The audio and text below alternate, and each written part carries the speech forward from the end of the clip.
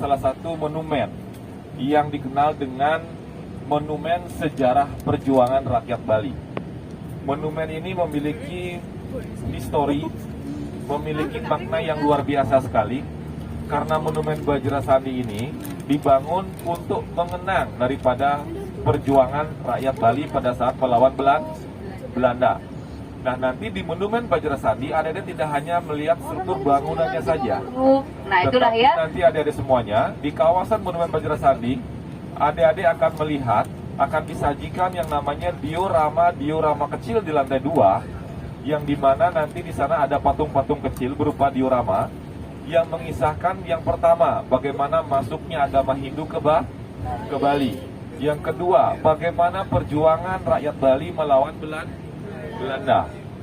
Karena monumen ini ada semuanya, mempunyai struktur bangunannya itu juga ada maknanya. Karena nanti adik-adik, struktur bangunan Monumen Bajrasandi, bentuk monumen ini seperti bajra. Nah, tahu bajra? Bajra itu genta. Ya, lonceng lah. Adik-adik kalau pernah nonton YouTube, lihat Bali, ada upacara, ada pendeta yang megang, yang suaranya begitu. Itu namanya bajra, itu namanya genta, adik-adik ya. Nah, inilah bajra, ya.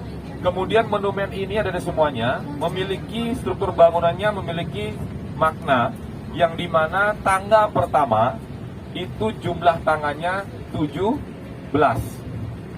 Kemudian pilar utama yang menyangga monumen ini jumlahnya 8. Dan ketinggian Monumen Bajrasandi ini adalah 45 meter. Karena ini diambil dari tanggal, bulan, dan tahun kemerdekaan Republik Indonesia. Karena Monumen Bajrasandi ini ada di semuanya, diresmikan oleh Ibu Megawati Soekarno Putri, ya, zaman kepresidenan beliau, ya. Nah, di mana monumen ini dibangun tepat di tengah-tengah daripada sebuah lapangan yang dikenal dengan apanya, lapangan Niti Mandalarnon.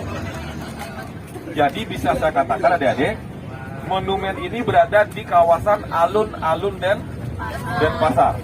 Karena sebenarnya Bali punya 2 alun-alun. Yang pertama yang dikenal dengan sebutan Puputan.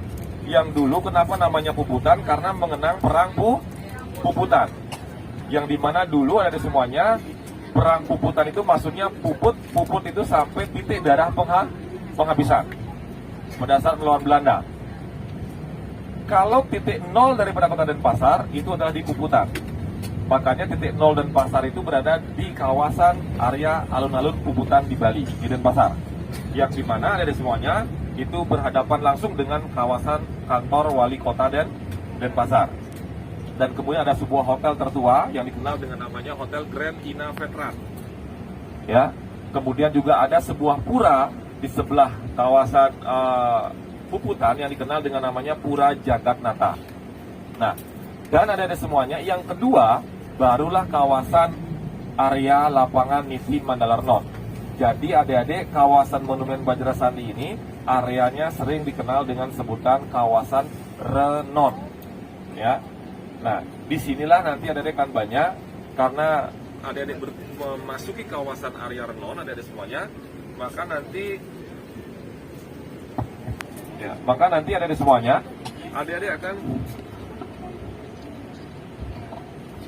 adik-adik akan melihat yang namanya kawasan pusat pemerintahan Provinsi Bali.